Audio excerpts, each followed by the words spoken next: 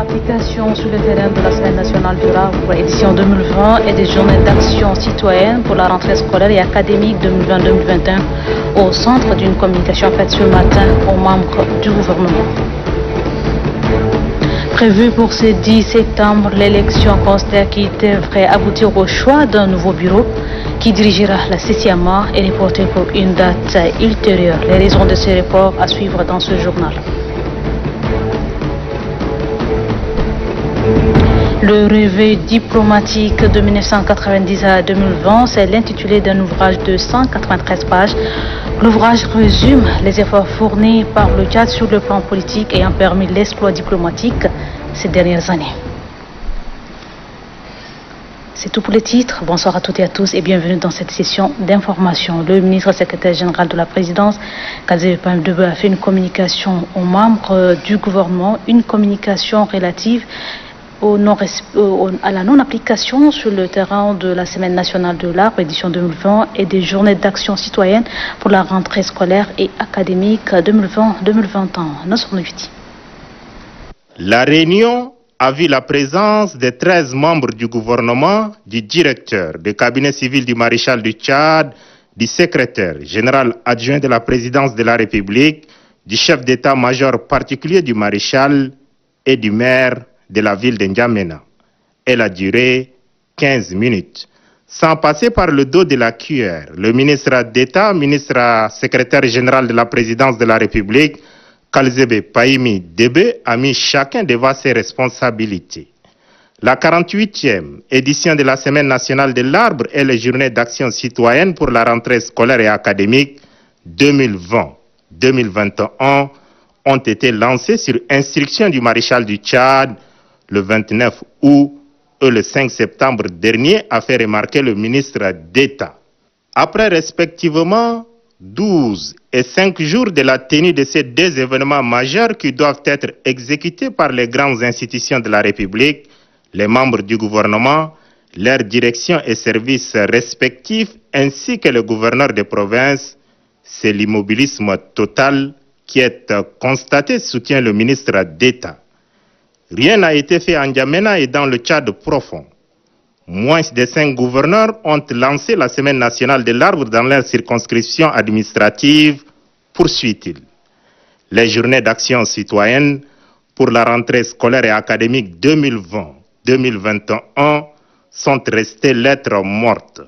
Le ministre d'État, ministre secrétaire général de la présidence de la République, Kalzebe Paimi Debe, a invité au cours de cette rencontre les membres du gouvernement à mettre la main à la pâte et surtout à s'assumer pleinement et entièrement pour une réussite éclatante de ces deux événements majeurs dans les 23 provinces que compte le Tchad. C'est sur ces instructions fermes à application immédiate que le ministre d'État, ministre secrétaire général de la présidence de la République, Kalzebe Paimi Debe, a levé la séance. La ministre de l'Hydraulique urbaine et rurale a effectué ce matin une visite de prise de contact dans quelques structures sous tutelle de son département. Une visite pour s'imprégner de réalité du terrain.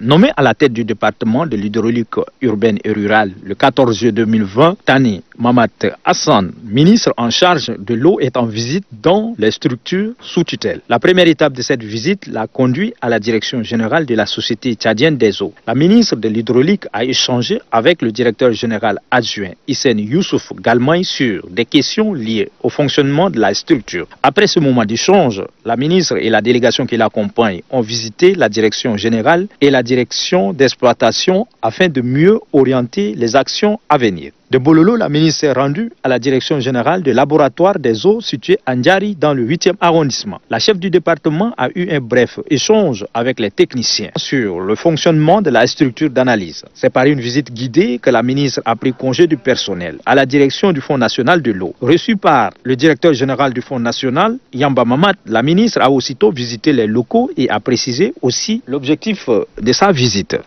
Cette visite m'a permis d'être en contact direct avec les institutions sous tutelle et leurs agents et de connaître aussi les réalités et les difficultés à l'effet d'envisager ensemble des solutions idoines. Nous sommes en première ligne pour traduire dans le fait le programme politique du maréchal afin de porter le taux d'accès à 83% à l'horizon 2021, conformément au plan national de développement, PND, de la vision 2030, le Tchad que nous voulons. Déjà, d'importants moyens ont été investis pour nous permettre d'atteindre aujourd'hui le taux de 62%. Partout où Tani Mohamed Hassan est passé, l'accent a été mis sur le travail et la collaboration pour l'amélioration de la qualité de l'eau en faveur de la population. Un centre de formation en couture dénommé un centre haute couture Tachadia a été inauguré hier, initiative de la Fondation Grand Cœur en faveur de la réinsertion socio-professionnelle de jeunes. C'est la ministre de la formation professionnelle et des métiers Achtamad Breme qui a réceptionné ce bâtiment. Mariam Hassanissi. Centre haute couture Tachadia est l'œuvre de la Fondation Grand Cœur que dirige la première dame du Tchad, Hinda Devi Itno.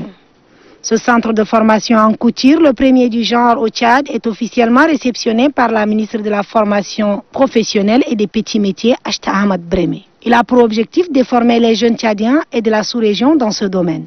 Il permet également de promouvoir la mode et la culture. Ce somptueux bâtiment, avec toutes les commodités modernes et un équipement de pointe, sera dirigé par une équipe de formateurs qualifiés. Tachadia ambitionne de fournir à l'écosystème de la mode tchadienne et internationale des créateurs et stylistes et couturiers professionnels. Pour la ministre de la formation professionnelle et des petits métiers, la vision de ce centre de formation traduit parfaitement la politique du gouvernement. Ce souci ardent de réduire le taux de chômage en milieu jeune et d'améliorer le pouvoir d'achat de la ménagère, le programme de formation proposé par le centre de formation de haute couture Tachadia prend en compte aussi bien les besoins du pays que les mutations actuelles caractérisées par une forte compétitivité. Pour la directrice générale du centre de formation haute couture Tachadia, Bernadette, grâce à cette structure, aujourd'hui plus que jamais, les prémices d'une nouvelle ère de la mode tchadienne sont lancées par la Fondation Grand Cœur. Le renforcement des capacités des enseignants et le personnel administratif du complexe Marif au centre d'un atelier de formation. La cérémonie a vu la présence du secrétaire d'État à l'éducation, Moustapha Mamad Talgo. Diono Dinisto. Le renforcement des capacités du personnel d'une institution est une valeur ajoutée pour rendre plus performantes les prestations. C'est la raison qui a conduit les responsables de la Fondation Marif de Turquie au Tchad à organiser cette séance de renforcement des capacités des enseignants et du personnel administratif de son institution scolaire. Plusieurs modules sont au programme de ces assises. Le programme de l'atelier se focalisera sur l'enseignement à distance auquel tout le monde a fait recours pendant les pandémies de coronavirus.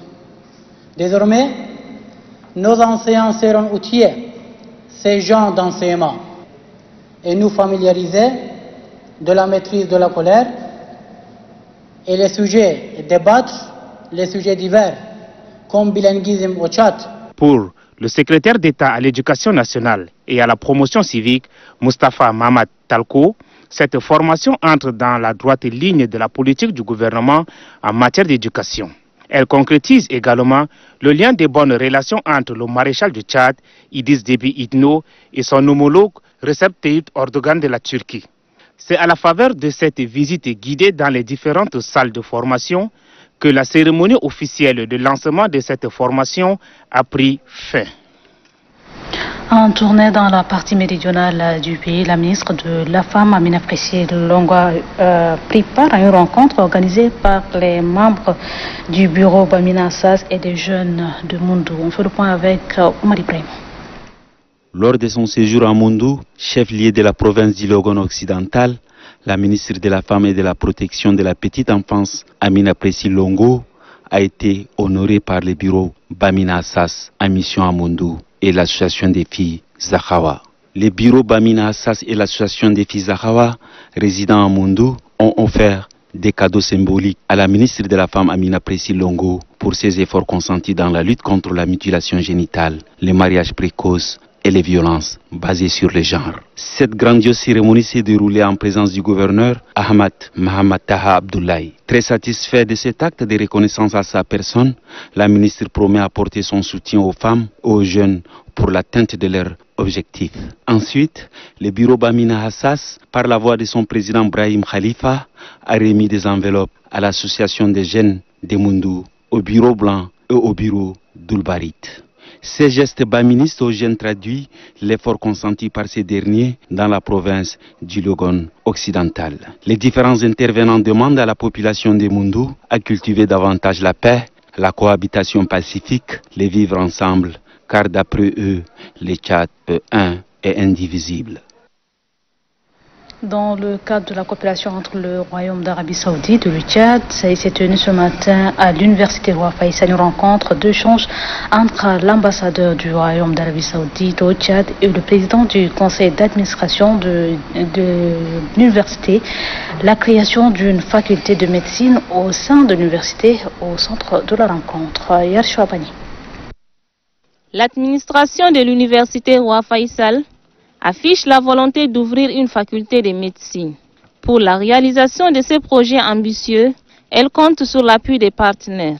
C'est dans ce cadre que l'ambassadeur de l'Arabie Saoudite au Tchad, Abdelaziz Ben Abdraman Chacha, a eu une rencontre avec le président du conseil d'administration de l'université Roi Faisal et son staff. Pour Dr Hissène Massar Hissène, cette rencontre est l'occasion de traduire davantage en acte les liens de coopération entre les deux pays. Des efforts communs pour impulser une dynamique à l'enseignement supérieur soutient le président du conseil d'administration. L'ambassadeur de l'Arabie Saoudite au Tchad, Abdelaziz Ben Abdraman Chacha, a favorablement accueilli ces projets. Ainsi, le diplomate saoudien a manifesté son engagement et sa volonté d'accompagner l'administration de l'université Roi Faisal dans la concrétisation du projet de création de la faculté de médecine. L'Office national de sécurité alimentaire ONASA, en collaboration avec ses partenaires, le HCR, l'UNICEF et le PAM et la Croix-Rouge, a remis un don aux sinistrés de Kabé et 9 autres localités dans le 9e arrondissement. C'est le directeur général de l'ONASA, Seyd Gamarcelé, qui a présidé la cérémonie de distribution à la paroisse Sainte-Espérance. Omar Ibrahim.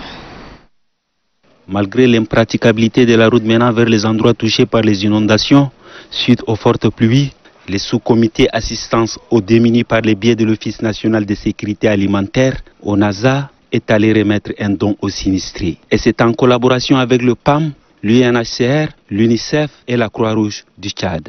Nous voulons exprimer ici notre reconnaissance aux partenaires avec lesquels nous travaillons de concert. Et nous souhaiterions que ce genre de démarche puisse se multiplier pour éviter les doublons et pour plus d'efficacité dans les actions que nous entreprenons tous à l'endroit de nos populations, que ce soit nous au niveau du gouvernement ou des partenaires qui nous appuient. Nous voulons souhaiter pour nos populations beaucoup de courage. C'est un apport symbolique. Ça ne réglera certainement pas tous les problèmes qu'ils vont avoir à rencontrer, mais c'est un apport qu'on a voulu apporter pour essayer de les soulager. Cette assistance ira directement aux sinistrés, rassure le maire deuxième adjoint de la commune du 9e arrondissement. Que cette distribution va aux sinistrés qui ont perdu leurs enfants pendant cette période. Ce n'est pas destiné à ceux qui ont les bras et les jambes pour faire quelque chose. Sur ce, je remercie encore l'équipe qui est autour de moi pour la distribution. Les bénéficiaires de ces vivres et non-vivres sont ceux ici des 10 localités situées sur les rives du fleuve Chari. Prévu pour ce jeudi 10 septembre, les élections consulaires qui devraient aboutir au choix d'un nouveau bureau qui dirigera la CCAMA pour le mandat 2021-2024 reporté pour une date ultérieure. Quelles sont les raisons de ce report? Suivez ce reportage de Damgal Joël Litné. Mobilisés pour porter leur choix sur l'un des deux bureaux devant présider à la destinée de l'association pour le mandat 2020-2024, les élus consulaires n'ont pas pu exercer leur droit de vote ce 10 septembre conformément au chronogramme électoral. Arrivés un instant après dans la salle, les membres de l'organe en charge de l'organisation de ces élections, par la voix d'Alassane Idriss Othmane, annoncent le report pour une date ultérieure. Car selon lui, le président de la dite commission, qui est le ministre du Développement industriel, commercial et de la promotion du secteur privé, serait indisponible. Surpris par cette annonce, le président du bureau Alliance du Consensus souhaite que les choses rentrent dans l'ordre. Ça nous surprend, mais bon, dans les élections, il y a toujours ce genre de choses. Nous, on essaie d'être légaliste. Nous pensons que la commission va respecter les textes. Conformément à ce qu'ils ont dit, ils ont eu des problèmes techniques qui n'ont pas permis d'organiser les élections aujourd'hui. Et probablement, comme vous le dites, conformément au texte, parce qu'on n'a pas le droit de reporter au-delà de 24 heures. De son côté, le président du bureau Convergence économique dénonce des irrégularités qu'il faille résoudre avant ces élections. La non-tenue des élections aujourd'hui, c'est qu'il y avait quelques préalables qui devaient être satisfaits. Mais malheureusement, ces préalables à la tenue des élections n'ont pas été satisfaites jusqu'à hier dans la soirée. C'est ce qui fait que les élections ont été reportées. Ces préalables sont levés, il n'y a pas de problème. Nous, on participe aux élections conformément à ce qui a été dit. On a déposé notre liste qui est en ce moment au niveau du collège électoral et on attend tout simplement la levée de ces préalables pour passer au vote. Le souhait de tous les opérateurs économiques est le dénouement heureux de ce processus électoral. Ceci pour la relance de l'économie tchadienne. Les regards sont donc tournés vers la commission en charge de l'organisation de ces élections qui doit mettre en exergue les dispositions légales. La délégation du Fonds africain de garantie de coopération économique en séjour au Tchad a rencontré ce matin les jeunes entrepreneurs tchadiens. Il était question de changer sur le rôle du FAGAS et les mécanismes d'accès, entre autres. Ali Mohamed Bello. En mission au Tchad, la délégation du Fonds africain de garantie et de coopération économique, FAGAS, rencontre les jeunes entrepreneurs tchadiens regroupés au sein d'une plateforme écosystème. Le rôle du FAGAS, le mécanisme d'accès, le critère, tout est déroulé à l'appréciation de ces jeunes entrepreneurs, question de leur permettre de saisir les opportunités qui s'offrent à eux. L'autre accès au financement, c'est la présentation de dossiers fiables. Et ça, le FAGAS a l'expertise, 40 ans. Comment monter un dossier? Et lorsque vous envoyez par exemple une demande, lui en tant que business développeur, il ne peut pas aller sur un dossier sans vous apporter l'aide nécessaire, le conseil nécessaire sur le montage lui-même pour que ça soit accessible et acceptable dans le mécanisme de financement. Plus d'une heure d'échange au cours de laquelle les jeunes entrepreneurs tchadiens ont saisi l'occasion pour lever le voile sur les difficultés de l'environnement entrepreneurial jusqu'à là embryonnaire. Malgré les obstacles, une lueur d'espoir se profile au sortir de la rencontre. En tant que jeunes, on a l'espoir de pouvoir aller au-delà de nos rêves vu leur présence ici et on aimerait vraiment qu'ils créent ou bien qu'ils aient leur bureau de liaison ici pour pouvoir nous soutenir. Ça nous a donné une ouverture d'esprit et une vision plus large des investisseurs qui peuvent nous aider. Le FAGAS est une institution financière au service du développement de l'Afrique. Il regroupe 14 pays dont le Tchad. Lancement officiel de la 10e édition d'Ayabot Camp, un événement prévu du 13 au 19 septembre 2020. L'annonce a été faite au cours d'un point de presse par la présidente de l'association Aïchat, Fatime Soukaterab. Suivi. Beaucoup de jours se sont écoulés depuis notre première édition en octobre de l'année dernière.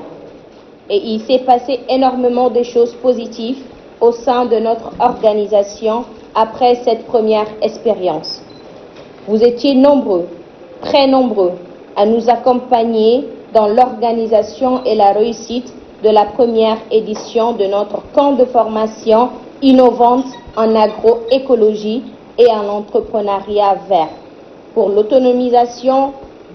autonomiser les jeunes et les femmes des terroirs.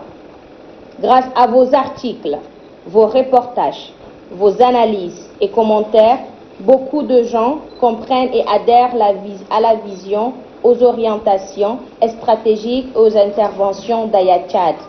Pour la deuxième édition d'Aya Bootcamp, qui s'annonce aujourd'hui, nous comptons une fois de plus sur la disponibilité et l'engagement de tous et de chacun pour nous accompagner dans l'organisation de ce camp de formation au profil de nos jeunes et des femmes qui envisagent leur avenir dans l'agriculture au sens large. L'événement se déroulera, Inch'Allah, du 13 au 19 novembre 2020, suivi de la nuit des agripreneurs le 21 novembre.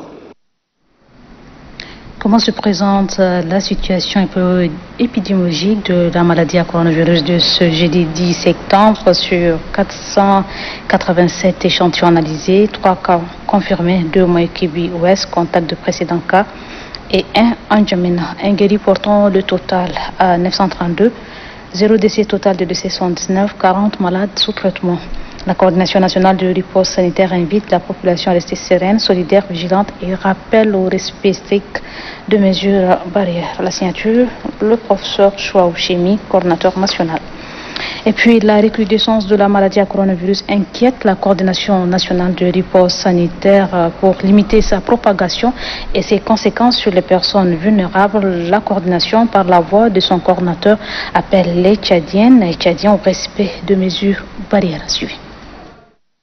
La situation épidémiologique est devenue un peu particulière, elle commence à inquiéter. La maladie à coronavirus est devenue une maladie communautaire. Nous avons eu en une semaine 4 personnes. Une personne de 17 ans et 3 personnes qui ont entre 50 et un peu moins de la soixantaine. Certaines de ces personnes-là ont la tension élevée, ou bien le diabète aussi, ou bien les deux associés. Ces personnes, du point de vue de cette maladie, sont appelées des personnes vulnérables. Et en général, quand la maladie fait une recrudescence, ce sont ces personnes-là qui sont le plus rapidement touchées. Les causes de cette situation sont à rechercher dans le fait qu'il y a un relâchement des mesures barrières. Donc, il a été de notre devoir de rappeler cela depuis déjà plusieurs semaines, mais force est de constater que les mesures barrières ne sont pas correctement respectées. Les rassemblements ont été interdits depuis longtemps, notamment les places mortuaires, les enterrements, les cérémonies de tout genre, à Zouma, Paris-Vente, et les salutations même entre les personnes, et surtout la résistance au port du masque. En province, les personnes disent que cette maladie est une maladie qui est en Djamena, qui n'est pas chez nous.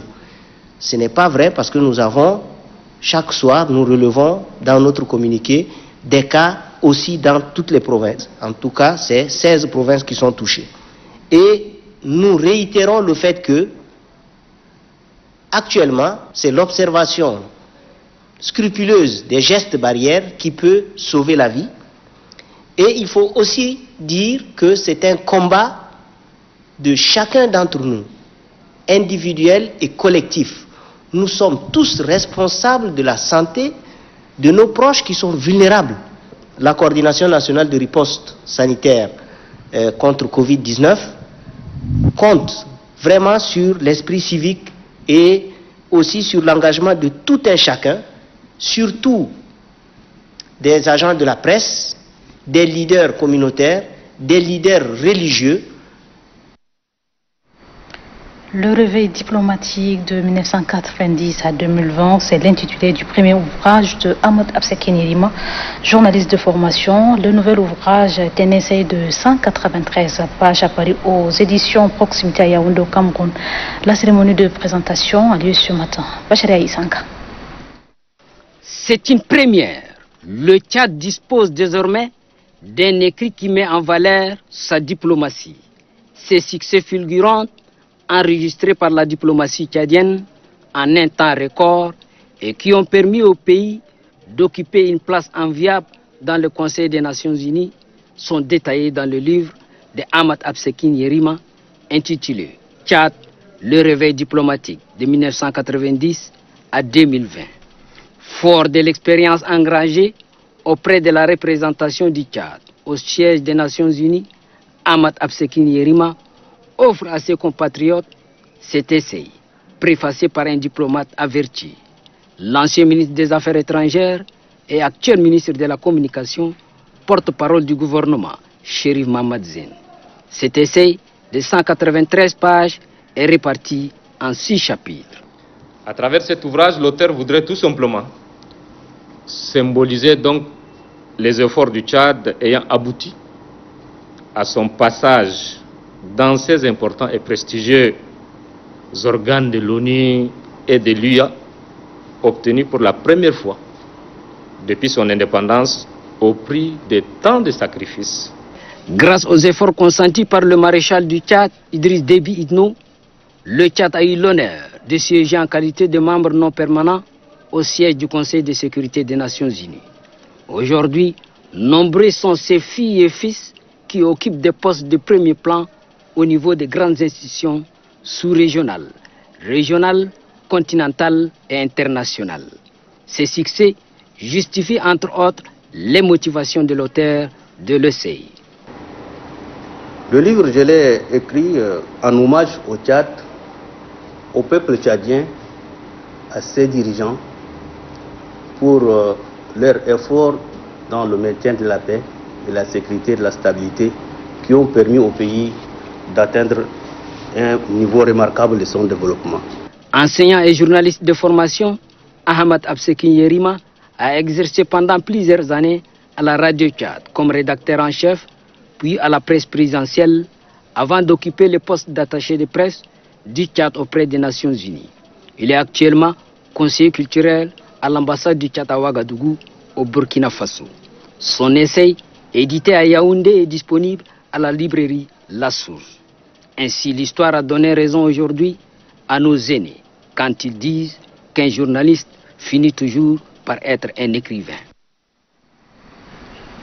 Au cours d'un point de presse ce matin, le directeur artistique du réseau des artistes Voix du Vivre Ensemble, la caravane de sensibilisation pour le vivre ensemble et le respect des mesures barrières contre la Covid est prévue pour la semaine prochaine. Les provinces concernées sont le Chariba, Guermi, le Guéra, le Wadaï et le Wadifira. Suivez. Le réseau a effectué une caravane culturelle, vingtaine de sensibilisation à N'Djamena, à Mundou, à Doba et à Sar. Cette fois-ci, nous allons lancer une caravane de sensibilisation Kullina Sawa pour le vivre ensemble et le respect des mesures barrières contre la Covid-19. Nous allons toucher Chari, Bagrmi, nous allons toucher Wadaï, Guéra et le Wadifira pour entrer en contact direct avec la population, pour les sensibiliser sur le vivre ensemble et aussi sur le respect des mesures barrières contre la Covid-19. Ce processus demande la participation de tout le monde. Depuis que la Covid-19 est arrivé, le coronavirus, on a beaucoup travaillé dans ce domaine, raison pour laquelle nous allons descendre sur le terrain pour faire passer nos messages de sensibilisation avec des projections, des séries qu'on a déjà réalisées, que nous allons partir, descendre sur le terrain et projeter ces séries d'abord aux autorités administratives. Après, nous allons faire la projection aux hommes religieux et aux chefferies traditionnelles. Et ensuite, nous allons aussi faire des projections à la jeunesse. Le ministère de la Santé publique, de la Solidarité nationale a organisé un atelier d'adoption d'un document de référence en soins après avortement. C'est à l'intention de 4 de son ministère, le directeur général adjoint du ministère qui a lancé les travaux. Moussa Mbodou Abdoulaye. Bientôt, le Tchad disposera d'un document de référence en soins après avortement. Un document conçu par le ministère de la Santé publique et de la Solidarité nationale. À travers ces documents, les techniciens de la santé apporteront une réponse adéquate aux complications des avortements. Les acteurs réunis à ces assises vont passer en revue le contenu du dit document soumis pour validation. L'IRC a fait de la santé de la reproduction une de ses priorités face aux défis que représente la santé maternelle, néonatale et infantile au Tchad. C'est ainsi qu'IRC soutient les efforts du gouvernement tchadien qui vise à réduire la mortalité materno-infantile. Selon une étude menée par l'Ordre national des médecins du Tchad, la prévalence des avortements est de 13,9%. Pour inverser la tendance, un document de référence s'impose, précise le directeur général adjoint de la santé publique et de la solidarité nationale. Ce document dont vous avez le privilège de participer à l'adoption aujourd'hui constitue la clé de voûte dans la prise de décision pour des prestations de qualité en matière de soins après avortement. En procédant à l'adoption de ce document, le ministère de la Santé publique et de la Solidarité nationale s'est fixé comme objectif de procéder à l'évaluation des activités de soins après avortement qui conduiront au repositionnement de ces volets longtemps occultés. Ce document, une fois adopté, sera une avancée en matière de soins liés à l'avortement. Ainsi donc, c'est la fin de cette édition. Merci à vous. Très belle soirée à toutes et à tous. Bonsoir.